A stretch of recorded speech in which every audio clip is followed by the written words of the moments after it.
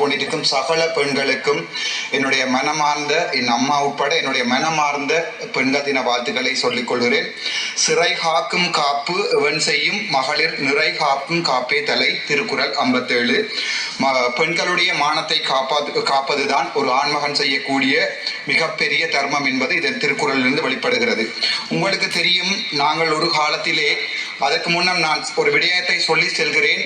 சாதாரணமாக ஆண் சிங்கத்துக்கும் பெண் சிங்கத்துக்கும் ஒரு பெரிய வேறுபாடு உண்டு. சாதாரணமாக பெண் சிங்கத்தை பார்த்தால் தெரியும். ஆனால் ஆண் புலிக்கும் பெண் புலிக்கும் எந்த வேறுபாடும் இல்லை. அவை உருவத்தில் ஒத்தவை. அவற்றை உங்களுக்கு சொல்லுகிறேன். இலங்கை வரலாற்றில் மட்டுமல்ல, உலக வரலாற்றிலே பெண்களை ஒரு ஃபியர்ஸ் ஃபோர்ஸ் என்று சொல்லப்படுகிற, இதற்கும் துணிந்த, ஒன்றுக்குமே பயப்படாத ஒரு துணிவான ஒரு பெண் இனமாக உங்களுக்கு தெரியும். தமிழர் வரலாற்றிலே பெண்கள் எனப்படுபவர்கள் அடக்கத்துக்கும் ஒடுக்கத்துக்கும் மௌனத்துக்கும் இரிதாக இருந்த காலத்தில் இருந்து பெண்களை ஒரு தலை நிமிர்ந்த இனமாக மாற்றிய மது தமிழீழ விடுதலை போராட்டம் 1983 ஆண்டில் ஆரம்பிக்கப்பட்டது. அப்போது 1987 ஆண்டிலிருந்து 90 ஆண்டு காலப்பகுதியிலே பிறக்கும் பறவைகள் என்று அல்லது ஃப்ரீ பேர்ட்ஸ் என்று சொல்லப்படுகின்ற முதலாவது பெண்களின் கட்டளை பணி எங்களுடைய தேசிய தலைவரால் கட்டுவிக்கப்பட்டது. அதை உங்களுக்கு இந்த நாளிலே நான் சொல்ல வேண்டிய முக்கியமான கடமையில் இருக்கிறேன். அது தவிர வரலாற்றை நாங்கள் திருப்பி பார்த்தால் பெண்களாலும் ஆண்களால் செய்யக்கூடிய அதே வேலையை, அதையும் விட மேல்தகையான வேலையை செய்யக்கூடும் என்ற வரலாற்றை எழுதி சென்ற தமிழினம் நாங்கள். உங்களுக்கு தெரியும், அதனுடைய முக்கியமான அங்கம்தான் சுதந்திர பறவைகள் ஆண்டு 1983 ஆண்டு எங்களுடைய தேசிய படையின் பெண்கள் படையணி உருவாக்கப்பட்ட காலம். இவற்றை கான்சார்ட் செய்ய விரும்புகிறேன். ஆனால் எங்களுடைய மனதிலே இன்றிலே இருப்பவை எவை என்றால், இசைப்பிரியா படுகொலை, பாலச்சந்திரன் படுகொலை. இன்றைய தினம் பாராளுமன்றத்திலே எதிர்கட்சியில் யாரும் இல்லை, ஆளுங்கட்சியிலும் யாரும் இல்லை. நாங்கள் எங்களுடைய அமைச்சர் ஒரு ஊடகம் ஒன்றிலே சொல்லியிருந்தால், கிருசாந்தி படுகொலை சம்பந்தமாகவும் இசைப்பிரியா படுகொலை சம்பந்தமாகவும் பாலச்சந்திரன் படுகொலை சம்பந்தமாகவும் நாங்கள் அதற்குரிய நீதியான நேர்மையான விசாரணையை செய்வோம் என்று. ஆனால் எங்களுடைய தமிழ் மண் இந்த வார்த்தைகளை நம்பாது. இவை அரசியல் வார்த்தைகள் என்பதை நான் உங்களுக்கு சொல்லிக்கொள்ள விரும்புகிறேன். அது தவிர உங்களுக்கு தெரியும், gender roles and military necessity, women's inclusion in the Liberation Tigers of Tamil Eelam என்கின்ற காரா ஜோய்ஸ் எனப்படுகிற ஜோர்ஜ்டவுன் யூனிவர்சிட்டியினுடைய ஒரு ரிசர்ச் பேப்பர் ஒன்றை நான் உங்களுக்கு, அதாவது ஒரு ஆராய்ச்சி கட்டுரை ஒன்றை உங்களுக்கு நான் சொல்ல விரும்புகிறேன். அதிலே அவர் சொல்லியிருக்கிறார், எங்களுடைய தேசிய படையில் 1/3 பெண்களாகத்தான் இருந்தது. அவர்கள் ஒரு இனத்தினுடைய உடைக்கப்பட்ட அவர்களுடைய விழுமியங்களை எல்லாம் உடைத்து அவர்கள் வரலாற்றை மாற்றி செய்திருக்கிறார்கள் என்று உங்களுக்கு சொல்லியிருக்கிறார். அதுக்கு எங்களுடைய தேசிய தலைவருடைய லீடர்ஷிப், தலைமைத்துவம் என்பதை இந்த இடத்திலே நான் உங்களுக்கு சொல்ல விரும்புகிறேன். இலங்கையில் அல்ல, உலகத்திலே பயமில்லாத ஒரு பெண்கள் படையை கட்டி எழுப்பிய தமிழினம் என்பதிலே நான் பெருமைப்படுகிறேன். அதை உங்களுக்கு நான் சொல்ல விரும்புகிறேன். சாதாரணமாக பெண்கள் என்றால் மரங்கள் ஏறக்கூடாது, சைக்கிள் இடக்கூடாது இருந்த காலத்தை எல்லாம் போய், அதை விட முக்கியமாக தமிழர் சமுதாயத்திலே பெண்கள் என்றால் சீதனம் கொடுக்கிற, ஒரு பெண்ணை கல்யாணம் கட்டும் போது சீதனம் கொடுக்க வேண்டும் என்ற நிலைமையிலிருந்து மாற்றி பெண்கள் என்றால் யார் என்பதை எங்களுடைய உலகத்துக்கே சொல்லி தந்த எங்களுடைய தமிழினம். அதை தவிர உங்களுக்கு ஒன்று சொல்லுகிறேன். சாதாரணமாக ஒரு பெண் ஒரு பாலியல் ரீதியாக துன்புறுத்தப்பட்டால் அல்லது ரேப் பண்ணப்பட்டால் உங்களுக்கு தெரியும், அந்த பெண் ஒரு காலத்திலே அவள் மறுமணம் செய்வதற்கோ திருமணம் செய்வதற்கோ அந்த சமூகம் ஒரு நாளுமே அனுமதிப்பதில்லை. ஆனால் எங்களுடைய தேசிய தலைவரின் வழிகாட்டிலே வந்த போராளிகள் ஒரு காலத்திலே அவ்வாறான பெண்களை தாங்கள் மனம் செய்வதாக மனம் செய்து கொண்ட வரலாறுகளையும் உங்களுக்கு நான் சொல்லி செல்கிறேன். ஆகவே உங்களுக்கே தெரியும், எங்களுடைய காலத்தில் வடக்கிலே எந்த பகுதிக்கும் இரவு 12 மணியில் பயப்படாமல் ஒரு பெண் நடமாட முடியும். ஆனால் இன்றைய பொழுதிலே யாழ்ப்பாணத்திலே ஒரு பாராளுமன்ற உறுப்பினராக பகல் 12 மணிக்கு கூட எங்களுடைய நாட்டிலே போக முடியாத நிலைமையை இந்த அரசாங்கம் எங்களுக்கு தந்திருக்கிறது. உங்களுக்கே தெரியும், 2022 ஆண்டு எங்களுடைய நாட்டிலே ஒரு பெரிய ஒரு பொலிட்டிக்கல் இன்ஸ்டேபிலிட்டி ஒன்று வந்திருந்த நேரத்தில், அதாவது ஒரு அரசியல் ஸ்திரத்தன்மை இல்லாமல் இருந்த காலத்திலே எங்களுடைய சிங்கள இனம் உட்பட தமிழினம் எங்கள் தலைவனை தேடிக்கொண்டது. எங்கிருந்தாலும் என் தலைவன் என் மனதில் வாழ்வான். அதை சொல்லிக்கொண்டு நான் நேரடியாக வருகிறேன் எங்களுடைய இலங்கை விடயத்துக்கு. அக்கார்டிங் டு யூஎன்டிபி சர்வே, யூஎன்டிபியினுடைய சர்வேயிலே 52% பெண்கள், அதாவது எங்களுடைய நாட்டிலே பெண்கள் 52% இருக்கிறார்கள். ஆனால் எங்களுடைய பாராளுமன்றத்திலே இன்றைய தினம் ஹரணி அமரசூரிய அவர்களுடைய பேச்சிலே நான் பார்த்தேன். அது உண்மையாகவே 9.8%. அதில் நான் உங்களுக்கு ஒன்றை சொல்லுகிறேன். அவர் சொன்னார் அது 10% கூட இல்லை என்று. அதை 10% ஆக்குவேன். எனது கட்சி 8வது மாதம் அல்லது 9வது மாதம் நான் இந்த பாராளுமன்றத்திலிருந்து விலகி ஒரு பெண்ணுக்கு அந்த பாராளுமன்ற பதவியை கொடுக்கிறேன். அதை விட ஒன்றை சொல்லுகிறேன். நான் நினைக்கிறேன் ஹரணி அமரசூரிய அவர்களுக்கு தங்களுடைய அமைச்சரையோ அல்லது யாழ்ப்பாணத்திலிருந்து எங்களுடைய மக்கள் தேர்வு செய்த சில பாராளுமன்ற உறுப்பினர்களையோ ஞாபகம் இல்லை போல் இருக்கிறது. அவர்களையும் எண்ணி பார்த்தால் 10% தாண்டும் என்பதை மனதுடன் நான் உங்களுக்கு தெரிவிக்க விரும்புகின்றேன். அது தவிர பார்ப்போம், பெண்கள் என்று சொன்னால் எங்களுக்கு ஞாபகம் வருவது தாதியர்கள், நர்சஸ். இந்த முறை பாராளுமன்றத்திலே உங்களுக்கு தெரியும் மிகப்பெரிய விவாதம் நடந்தது. சுகாதாரத்துறையிலே ஏற்படுத்தப்பட்ட பெண்களுக்கான சம்பள உயர்வு தொடர்பான பிரச்சனை. சாதாரணமாக ஒரு வீட்டிலே ஆண் அல்லது பெண் நர்ஸாக இருப்பதாக இருந்தால் உங்களுக்கு தெரியும் அவர்களுடைய வேலை நேரம் காலை 7 மணியிலிருந்து 1 மணி வரையுமானது, 1 மணியிலிருந்து 7 மணி வரையுமானது, 7 மணியிலிருந்து அடுத்த நாள் காலமே 7 மணி வரையானது. அதான் அவர்களுடைய டியூட்டி ஷிப்ட். உங்களுக்கு தெரியும் யாழ்ப்பாணத்திலே யாழ் போதனா வைத்தியசாலையை எடுத்துக்கொண்டால் அங்கே 1990களில் செய்யப்பட்ட ஹார்ட் ரிவிஷன் தான் பெண்களுக்காக இருக்கிறது. எத்தனையோ நியூ யூனிட்கள் கட்டப்பட்டிருக்கிறது, புதிய தொகுதிகள் ஏற்படுத்தப்பட்டிருக்கிறது, புதிய கட்டிடங்கள் கட்டப்பட்டிருக்கிறது. ஆனால் ஆளணி பற்றாக்குறையை பொறுத்த வரைக்கும் யாழ்ப்பாணத்தை முற்றமாகவே நாங்கள் மறந்திருக்கிறோம். அவர்கள் இருப்பதற்கு குவார்ட்டர்ஸ் இல்லை. ஒரு விடயத்தை நான் சிங்களத்தில் சொல்ல விரும்புகிறேன். அப்பே ஜப்னா டீச்சர்ஸ் பிள்ளைಗೆ දෙසිය 50 මේ නර්සින් ස්ටාෆ්ලා ඉන්නේ සිංගල් ළමයි. ඒගොල්ලෝ එළියේ ඉන්නේ. ඒගොල්ලෝට ඉන්න දැනක් නැහැ, ක්වාටර්ස් නැහැ. ඒගොල්ලෝ එළියේ ඉන්නේ. එතකොට අපි මේ බජට් එක අපි බලාපොරොත්තු වුණා යම්කිසි ප්‍රමාණයක් ක්වාටර්ස්වත් හදලා දෙන්න දෙයි කියලා. හැබැයි මම දැක්කා மினிஸ்ட்ரி ஆஃப் ஹெல்த் තියෙන லோக்கல் ப்ராஜெக்ட் விளைவா ඒ නිසා நான் கூறுகிறேன், எங்களுடைய யாழ்ப்பாணத்திலே வேலை செய்கின்ற தாதியர்களுடைய இருக்கின்ற இடம், அவர்களுடைய சம்பளம் மிகப்பெரிய ஒரு முரணான பிற நிலைமைக்கு போய்கொண்டிருக்கிறது. உங்களுக்கு ஒன்றை சொல்ல விரும்புகிறேன், மருத்துவத்துறையாக இருக்கட்டும், தாதிய துறையாக இருக்கட்டும், அவர்களுடைய சம்பளம் என்பது அவர்களுடைய வாழ்வாதாரம் மட்டுமில்லை, அவருடைய மானம் போன்றது. ஒரு வைத்தியருடைய சம்பளத்தை ஓட்டி என்பதை 80ஆல் பிரிப்பதை நீங்கள் 120ஆல் பிரித்திருக்கிறது என்பது எங்களுடைய பிரிஸ்டீஜ். அதாவது எங்களுடைய வைத்தியர்களுடைய மான பிரச்சனை. மற்றும் ஒரு வைத்தியரால் வாழ முடியாது என்று இல்லை, அவர்களால் எந்த நாட்டிலுமே போய் வாழ முடியும். அதே நேரம் அங்கே யாழ்ப்பாணம் வைத்தியசாலையிலே பெண்களுக்கான ஒரு நிரந்தரமான குவார்ட்டர்ஸ் இல்லை. அது புதிதாக பெண் தாதியர்கள் எடுத்துக்கொள்ளப்படும் போது உங்களுக்கு தெரியும், ஒரு வைத்தியசாலை எடுத்துக்கொண்டால் அந்த வைத்தியசாலை இயங்குவது வைத்தியர்களால் அல்ல, வைத்திய அதிகாரிகளால் இல்லை. அந்த வைத்தியசாலை இயங்குவது வைத்திய தாதியர்களால். அவர்கள் தான் 24 மணித்தியாலும் அங்கே நிற்கிறார்கள். அதை விட ஒன்று சொல்லுகிறேன், நாங்கள் இன்டர்ன் எனப்படுகின்ற உலக பயிற்சிகளுக்கு போகும்போது எங்களுக்கு சொல்லி தருவது வைத்திய தாதிகள். உங்களுக்கு தெரியும், சில மருந்துகளோட டோஸ் எங்களுக்கு பாடம் இருக்காது. எல்லா நேரமுமே பிஎன்எஃப் எனப்படுகின்ற புத்தகத்தை எடுத்து வாசித்து சொல்லல. அது அப்போது மிஸ் மார்கிட்ட தான் கேட்போம், மிஸ் இந்த டோஸை கொஞ்சம் சொல்லுங்க. ஏனென்றால் அந்த அளவுக்கு ஒரு வைத்தியசாலையிலே ஒரு வார்டு ஒன்றினை ரன் பண்ணதற்கு தேவையானவர்கள் தாதியர்கள். ஆனால் தாதியர்களை நாங்கள் மறந்திருக்கிறோம். முக்கியமாக தாதியர்களுடைய சம்பள பிரச்சனை தொடர்பாக யாருமே கதைக்கவில்லை. வைத்தியர்களை பற்றி மட்டுமே கதைத்தார்கள். இன்றைய தினத்திலே தாதியர்களை சம்பந்தமாக நான் கதைப்பதற்கு முக்கியமாக நான் சந்தோஷப்படுகிறேன். அதை தவிர உங்களுக்கே தெரியும், பெண்களுக்கும் சிறுவர்களுக்குமான ஆன்லைன் சேஃப்டி என்பது இலங்கையிலே இல்லை. சாதாரணமாக ஒரு போலீஸ் நிலையத்திலே ஒரு பெண்ணோ ஒரு சிறுவரோ போய் முறையிடும் நிலை வடக்கு கிழக்கிலே மிகவும் கேவலமானதாக இருக்கிறது. உங்களுக்கே தெரியும், இப்போது ஒரு கலாச்சாரம் இருக்கிறது, யூடியூப் கலாச்சாரம். அதிலே மிகவும் பிரபல்யமான இருவர் வடக்கிலே இருக்கிறார்கள். ஒருவர் தான் எஸ்கே கிருஷ்ணா. அவர் யாரென்றால் எங்களுடைய என்பிபி ஆண்டினால் யாழ்ப்பாணத்திலே எங்களுடைய தேசிய தினத்தை கொண்டாடுவதற்காக களமிறக்கப்பட்டவர் தான் இந்த எஸ்கே கிருஷ்ணா. அவர் இரவு வேளைகளிலே பெண்களுடைய வீடுகளிலே போய் ஒரு பெண் குழந்தை மாட்டேன் வெளியே வர மாட்டேன் என்று சொன்னபோது கூட, அப்போது உங்களுக்கு காதலன் இருக்கிறார்களா, உங்களுக்கு முகத்தை காட்ட வெக்கவில்லைன்னா நீங்க ஐஸ்வர்யா ராயா என்று கேட்டு அந்த வீட்டுக்குள் அவருடைய அறைக்குள் பூந்து வீடியோ எடுத்து அதை யூடியூப்ல டிக்டாக் போட்டிருக்கிறார். இந்த நபர் என்பிபியினுடைய பிரச்சார பீரங்கி.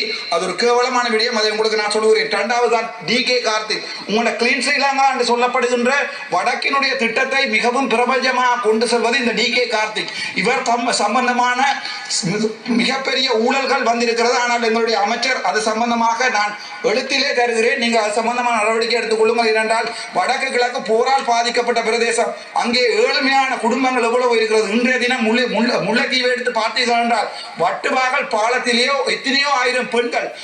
எங்களை பொறுத்த வரைக்கும் தெரியும், பெண்கள் என்று நாங்கள் கதைக்கும் போது இந்த நாட்டிலே யார் ஞாபகம் வருகிறார்கள் என்றால் வடக்கில் கிழக்கில் பிறந்த பெண்களும் எங்கள் தேயிலை கொழுந்து பறிக்கும் எங்கள் தெய்வங்களும். ஆனால் நாங்கள் இதுவரைக்குமே நான் அது சம்பந்தமாக கதைக்கிறேன். இதுவரைக்கும் வடக்கு கிழக்கில் உள்ள பெண் தலைமைத்துவ குடும்பங்கள் சம்பந்தமாக எந்த நடவடிக்கையும் எடுத்ததில்லை. எங்களுடைய அம்மணி அமைச்சர் அவர்கள் இருக்கிறார். நீங்களும் ஒரு பெண், தயவு செய்து நீங்கள் முக்கியமாக பார்க்க வேண்டும். அந்த SK கிருஷ்ணா DK கார்த்திக் சம்பந்தமான முழு முறைப்பாடுகளை உங்களுக்கு நான் எழுத்தில் தருகிறேன். தயவு செய்து அது முக்கியமானது. ஏனென்றால் எத்தனையோ பெண்கள் வாழ்வாதாரம் இல்லாமல் நேரும் போது இவர்கள் வீடுகளில் போய் அவர்களுடைய வீடியோவை எடுத்து யூடியூபில் போட்டு புலம்பெயர் நாட்டு மக்களிடம் காசுகளை வேண்டி இவர்கள் வீடு கட்டிக் கொள்கிறார்கள். அங்கே அவர்கள் எக்ஸ்ப்ளாய்ட் பண்ணப்படுகிறார்கள். அது சம்பந்தமான முறைப்பாடுகளை தங்களிடம் எழுத்தில் தருகிறேன். சரி, நேரடியா பார்ப்போம். தங்களுடைய அமைச்சு சம்பந்தமாக ஒரு சில குறைகளை உங்களை சுட்டுக்காட்ட விரும்புகிறேன். உங்களுடைய மினிஸ்ட்ரிக்கு ஒதுக்கப்பட்டிருக்கிறது மொத்தமாக 14,526 மில்லியன் அல்லது 14 பில்லியன். ஆனால் வளமையாக 2023ஆம் ஆண்டு பெண்கள் சிறுவர்களுக்கான மினிஸ்ட்ரிக்கு 42 பில்லியன். இந்த முறை உங்களுக்கு 14 பில்லியன் தான் தரப்பட்டிருக்கிறது. ஆனால் 2023ஆம் ஆண்டு 42 பில்லியன் வழங்கப்பட்டிருக்கிறது. ஆகவே உங்களுக்கு ஒதுக்கப்பட்ட நிதி போதாது. ஆனால் அதே நேரம் பார்த்தீங்கன்னா தெரியும், அந்த நிதியிலே ஒதுக்கப்பட்ட நிதியிலே உங்களுடைய மினிஸ்ட்ரி செலவுகளுக்காக 2025ஆம் ஆண்டு எடுக்கப்பட்டது 2023ஆம் ஆண்டு எடுக்கப்பட்டது 0.14. 2024 உங்களுடைய மொத்த செலவீதத்தில் மினிஸ்ட்ரிக்கு எடுக்கப்பட்டது 0.43. ஆனால் நீங்கள் இந்த வருடம் உங்களுடைய மினிஸ்ட்ரிக்கு 0.6 எடுத்திருக்கிறீர்கள். அந்த எடுக்கப்பட்ட பணத்தில் தயவு செய்து வடக்கு கிழக்குக்கும் மற்றும் எங்கள் கொழுந்து வரைக்கும் உங்கள் சமூகம் சம்பந்தமான பெண்களுக்கும் ஏதாவது ஒரு விடயத்தை செய்யுமாறு ஆழமான அன்புடன் வேண்டிக் கொள்கிறேன். அடுத்ததாக பார்ப்போம், உங்களுடைய எக்ஸ்பெண்டிச்சரை பற்றி பார்ப்போம். உங்களுடைய உமன் அஃபேர்ஸ் எக்ஸ்பெண்டிச்சரை பார்த்தால் 2025ஆம் ஆண்டு 2023ஆம் ஆண்டுடன் ஒப்பிடும்போது 2024ஆம் ஆண்டு உங்களுக்கு அனுமதிக்கப்பட்ட நிதி பயங்கர குறைவாக இருக்கிறது. நீங்கள் அதை கேபினெட்டில் கதைத்து எடுத்திருக்கணும். ஏனென்றால் பெண்கள் மற்றும் சிறுவர்கள் சம்பந்தமான வளர்ச்சி என்பது மிகவும் முக்கியமாக அமைகிறது இந்த நாட்டில். சரி, அதை விட இந்த நாட்டிலே முக்கியமாக ஒன்றை கதைக்கணும். உங்களோட ஃபைசல் முஸ்தபா அவர்கள் கூட கதைத்து விட்டு சென்றிருந்தார்கள். முஸ்லிம் சமூகம், உங்களுக்கே தெரியும், முஸ்லிம் சமூகம் என்றது ஒரு வித்தியாசமான, அவர்கள் தங்களுக்கே நிறைவான, தங்களுக்கே சார்பான ஒரு தனித்துவமான கலாச்சாரத்தை கொண்ட சமூகம். நாங்கள் இந்துக்களாகவும் தமிழர்களாக இருந்தும் முஸ்லிம்களுடன் ஒப்பிட முடியாது. அதே நேரம் சிங்களவர்களாக இருந்தாலும் முஸ்லிம்களுடன் ஒப்பிடாது. அவர்களுடைய கலாச்சாரம், அவர்களுடைய மொழி, அவர்களுடைய நடை என்பது 100% தனித்துவமானது. ஆனால் உங்களுடைய அரசாங்கத்திலே இன்று வரைக்கும் எந்த முஸ்லிம் அமைச்சருக்கும் நீங்கள் இடம் கொடுக்கவில்லை. இது மிகவும் கவலைக்குரிய விடயம். அது தவிர கிளீன் ஸ்ரீலங்கா என்று சொல்லப்படுகின்ற அந்த திட்டத்திலே எந்த தமிழனும் எந்த முஸ்லீமும் இதுவரைக்கும் நீங்கள் உள்ளடக்கவில்லை. இதை எது சொல்லுகிறது என்றால், அந்த ஓநாயை பார்த்து, அதாவது நினைக்கிற ஆட்டை பார்த்து ஓநாய் அழுதது போல் எங்களை பார்த்தும் அதே நேரம் கிழக்கும் வடக்கிலும் மற்றும் புத்தளத்தில் இருக்கிற முஸ்லிம்களை பற்றியும் இந்த அரசாங்கம் அழுகிறது. ஆனால் உங்களுடைய கண்கள் அளவில்லை. முதலை கண்ணீர். நீங்கள் அவர்கள் முஸ்லிம்கள் சம்பந்தமான எந்த ஒரு நடவடிக்கையும் இதுவரையும் எடுக்கவில்லை. முஸ்தபாவின் அவருடைய கதையை நான் மீண்டும் சுட்டிக்காட்ட விரும்புகிறேன். என்னென்றால் உங்களுக்கு தெரியும், முஸ்லிம் marriage and divorce act MMDA எனப்படுகிறது. 1951ஆம் ஆண்டு கொண்டு வரப்பட்டது. உங்களுக்கு நன்றாக தெரியும், உங்களிலே 189 பெரும்பான்மையான பாராளுமன்ற உறுப்பினர்கள் இருக்கிறீர்கள். நீங்கள் மாற்றப்பட வேண்டிய சட்டங்களில் முக்கியமானது, ஒரு பெண் தான் மனம் புரிவதா இல்லையா என்பதை தான் தீர்மானிக்க வேண்டும். தன் தந்தையோ தன்னுடைய தந்தையின் தந்தையோ தீர்மானிக்க முடியாது. ஆனால் இந்த MMDA ஆக்டின் படி 12 வயதோ அல்லது அதுக்கு குறைவான வயதுடைய ஒரு முஸ்லிம் பெண்மணியோ கூட தனது விருப்பம் இல்லாமல் தன் தாய் தந்தையால் ஒருவருக்கு மனம் செய்து வைக்கப்படலாம். ஆகவே அவற்றை நீங்கள் முற்றிலுமாக ஒரு சட்டம் மூலம் கொண்டு வந்து கட்டாயம் இதை நிவர்த்தி செய்ய வேண்டும் என்றது அவருடைய ஃபைசல் முஸ்தபாவினுடைய கோரிக்கை. அதே மாதிரி முஸ்லிம் மக்களுக்காக என்னுடைய கோரிக்கை. இரண்டாவது விடயம், முஸ்லிம்களுடைய ஹாதி சட்டங்களில் இருக்கிறது. ஒரு ஆண் டிவோர்ஸ் எடுக்க விரும்பினால் அவர் நேரடியாக நீதிமன்றத்துக்கு போவார். ஒரு நாளிலே டிவோர்ஸ் முடிந்துவிடும். ஆனால் ஒரு பெண் டிவோர்ஸ், முஸ்லிம் பெண் டிவோர்ஸ் எடுக்க வேண்டுமாக இருந்தால் அவள் எத்தனையோ நாட்கள் ஏறி இறங்க வேண்டி இருக்கும். என்னுடைய அவருடைய கலாச்சாரமாகவே இந்த ரெண்டு ஆண்களுக்கும் பெண்களுக்குமான இந்த சமத்துவம் பேணப்பட வேண்டுமாக இருந்தால் இந்த நாட்டிலே முஸ்லிம் பெண்களுக்கான நியாயமான இந்த சட்ட மாற்றங்கள் செய்யப்பட வேண்டும். அது தொடர்பாக உங்களுடைய கவனத்தை செலுத்தவும். அதை விட பார்த்தால் எங்களுடைய நாட்டிலே 40% பெண்கள் தன்னுடைய கல்யாணம், அதாவது தன்னுடைய வாழ்க்கை துணையால் வயலன்ஸ் உட்படுகிறார்கள் என்கிறது. හිතන්නේ ඇතරම ඔබතුමා මුස්ලිම් විවාහ නීතිය පිළිබඳව හරියට දැනුවත්ව ඒ පිළිබඳ කරුණු කාරණා කියන්න. හිතන්නේ ඔබතුමා දැනුවත් නම් කාදී උසාවි පිළිබඳවත් කතා කරන්නයි කියලා ඉල්ලීමක් කරනවා. විශේෂයෙන් නොදැනුවත් දේ පිළිබඳව කතා කරන වඩා Taman දන්නා දේ පිළිබඳව කතා කිරීම උචිතයි කියලා විශ්වාස කරනවා. ඔබතුමා මම ඒක දැනුවත් කරන්න. ඒක මම කියුවේ UNDP report එකක්. ඔබතුමාලාට ඒක ගැන අයිඩියා එකක් නැත්නම් ගිහලා UNDP report එකක් 2024ක් UNDP report එකක් බලන්න. ඒගොල්ලෝ කියලා තියෙනවා human rights violation කියලා less than 12-year-old woman කෙනෙක් ඔයා බදලා දෙනවා කියන්නේ ඒක woman. මගේ බලාව දෙන්න එපා. හරිද? ඒක UNDP report එකක්. ඔබතුමා ඒක මම ඔබතුමාට දෙන්න. මගේ බලාව දෙන්න එපා. මගේ බලාව රාශි කරන්න එපා. හරිද? එතකොට ඕගොල්ලන්ට මොලේ නැත්නම් මට කිසි කරන්න දෙයක් නැහැ. එතකොට අපේ அதே நேரம் எங்களுடைய நாட்டிலே 27.9% பெண்கள் சைக்காலஜிக்கல் அபியூஸ் எனப்படுகின்ற அபியூஸினால் பாதிக்கப்படுகிறார்கள். அதை விட இந்த பெண்களுடைய அபியூஸ் எனப்படுவது வடக்கு கிழக்கிலும் அதே நேரம் மலையகத்தில் தான் அதிகமாக இருக்கிறது. முக்கியமாக எங்களுடைய சமுதாயம், எங்களுடைய அமைச்சர் ஒரு தடவை சொல்லியிருந்தார், வளமையாக எங்களுடைய மலையகம், அவர் மலையகத்தை சார்ந்தவர், எங்களுடைய மீன்பிடி அமைச்சர் சந்திரசேகர், மலையகம் தான் இதுவரைக்கும் போதைக்கு அடிமையான நாடாக இருந்தது, ஆனால் இப்போது யாழ்ப்பாணம் மாறி இருக்கிறது என்று சொல்லியிருக்கிறார். அதை விட அவர் சொன்ன விடயம் எனக்கு மிகவும் கவலையானது. நீர் உம்முடைய விளையாட்டுகளை கொண்டே யாழ்ப்பாணத்தில் வைத்துக் கொள்ளும் என்று. இந்த கரடி என்னுடைய யாழ்ப்பாண பிரதேசத்துக்கு ஒரு பாராளுமன்ற உறுப்பினராக வர தகுதி இல்லாத ஒரு விலங்கு. ஏனென்றால் இவர் எங்களுடைய யாழ்ப்பாண மக்களால் தேர்ந்தெடுக்கப்படாதவர், இவர் தேசிய பட்டியலிலே வந்தவர். இந்த வகையான விலங்குகள் எங்களுடைய யாழ்ப்பாணத்தின் மரபையும் கலாச்சாரையும் கொச்சைப்படுத்துகின்றன. ஒரு தமிழை கூட ஒழுங்காக கதைக்க தெரியாத ஒருவரைக்கு யாழ்ப்பாணத்துக்கு ஒரு அமைச்சராக டிசிசி மீட்டிங் தலைவராக விட்டிருக்கார் என்பதுதான் கேவலம். அது சம்பந்தமாக வேறு விடயங்கள் இருக்கிற சொல்லுகிறேன். அதை விட உங்களுக்கு தெரியும், பாதிக்கப்பட்ட பெண்களால் இலங்கை சனத்தொகையில் மொத்தம் 4.5% குழந்தைகள் பாடசாலையில் இருந்து நிற்கிறார்கள். ஆகவே நாங்கள் பெண்களுடைய மனநிலைமை மற்றும் அவர்களுடைய டொமஸ்டிக் வயலன்ஸ் சொல்லுவார்கள், அது சம்பந்தமாக சற்று ஆழமாக சிந்திக்க வேண்டும்.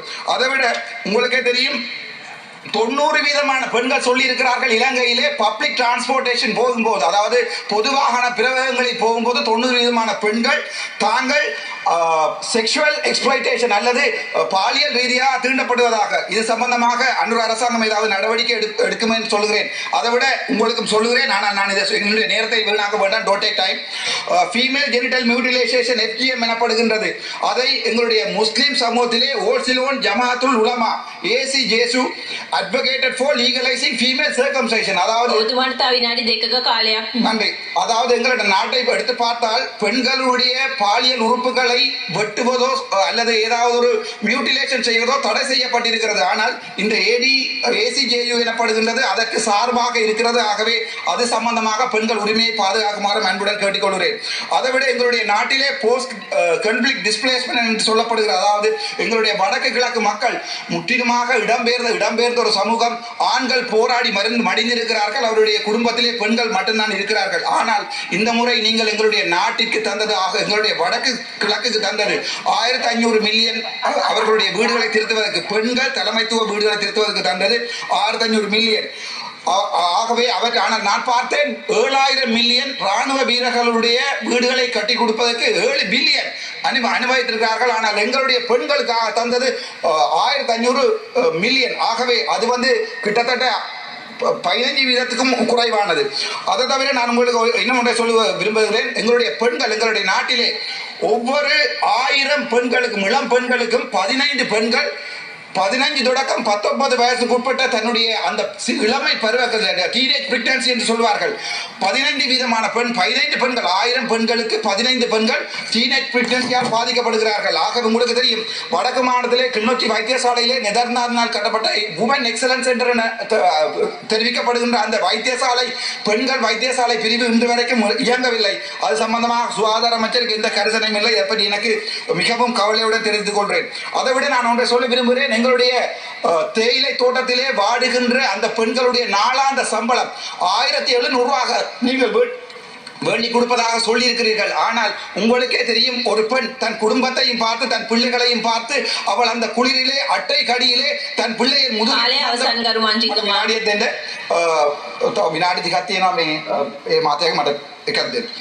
உங்களுக்கே தெரியும், எங்களுடைய மலை நாட்டிலே வாழுகின்ற பெண்கள் தங்களுடைய முதுகிலே குழந்தைகளை சுமந்த வண்ணம் நீர் அந்த குளிரிலே வாடுகிறார்கள். ஆனால் இப்போது பார்த்திருக்கிறேன், உங்களுடைய ஜனாதிபதி அவர்கள் சொல்லியிருக்கிறார்கள், மலையத்தில் இருக்கிற சுகாதார கட்டமைப்புகளை தோட்ட அதிகாரிகளிடம் கொடுப்பதாக. ஆகவே அது சம்பந்தமாக நான் மிகவும் கவலையிடுகிறேன். அந்த பெண்களுடைய அன்றாட வாழ்க்கை, இலங்கையிலே அதிகுறைந்த போஷாக்குள்ள இடம் என்பது மலையகம் என்பது அம்மணிக்கு வடிவாக தெரியும். ஆகவே நான் அதை உங்களை சொல்ல தேவையில்லை. அது சம்பந்த நடவடிக்கை எடுப்பதற்கு உங்களுடன் ஆழமாக வேண்டிக் கொள்கிறேன். அது தவிர இன்னும் 3 விடயங்களை சொல்லி மற்ற தப்பறதை அத்தென்ற 3 விடயங்களை சொல்லி வைத்து நான் நிப்பாட்டுகிறேன் என்னுடைய உரையை. முதலாவது சிந்துஜா வழக்கு. சிந்துஜா எனப்படுகின்ற பெண்மணி மன்னாரிலே தான் தன் பிள்ளைக்கு பால் கொடுத்து கொண்டிருக்கும் போது வைத்தியசாலையிலே வைத்தியர்களுடைய புறக்கணிப்பால் பால் கொடுத்தபடி ரத்தத்தில் விழுந்து செத்தவள். அவளை பார்க்க போட எனக்கு தான் 5 நாட்கள் சிறை இருக்கிறது. ஆனால் அந்த சிந்துஜாவுக்கான நீதி இதுவரை கொடுக்கவில்லை. 2வது பெண்கள் குழந்தைகளை பற்றி கதைக்கிறோம். வைஷாலி எனப்படுகின்ற வைஷாலி எனப்படுகின்ற பெண்ணினுடைய கையை உளவோடு வெட்டி இருக்கிறோம். அவளுக்குரிய மெடிக்கல் நெக்லிஜென்ஸுக்கு இன்று வரைக்கும் அந்த வழக்குகள் ஈடுபடவும் இல்லை. சம்பந்தப்பட்ட வைத்திய அதிகாரிகள் தாண்டி படிக்கவில்லை. அதைவிட எத்தனையோ சிசு கொலை வழக்குகள் யாழ்ப்பாணத்தில் நடந்திருக்கிறது. இதை தவிர இந்த மேஜர் பப்ளிக் இன்வெஸ்ட்மெண்ட் என்ற புத்தகத்திலே எவ்வளவோ கோளாறுகள் இருக்கிறது. முஸ்லீம் சமூகத்துக்கு ஏதாவது இருக்கிறதா என்று தேடி பார்த்தேன். வீதத்தை சொல்லுவோம் என்று ஒன்றுமே இல்லை. வடக்கு கிழக்கு சொல்லுவதற்கு எவ்வளவோ இருக்கிறது, எவ்வளவு எழுதி கொண்டு வந்தேன். நான் நேரம் இல்லை. என்ன என்றால், நீங்கள் உள்ளூராட்சி சபை தேர்தலுக்காகவும் அதே நேரம் எங்களுடைய மாகாண சபை தேர்தலுக்கான சின்ன பொய்கள் என்னிடம் தாராளமாக விகித அடிப்படையில் நான் சொல்ல முடியும்.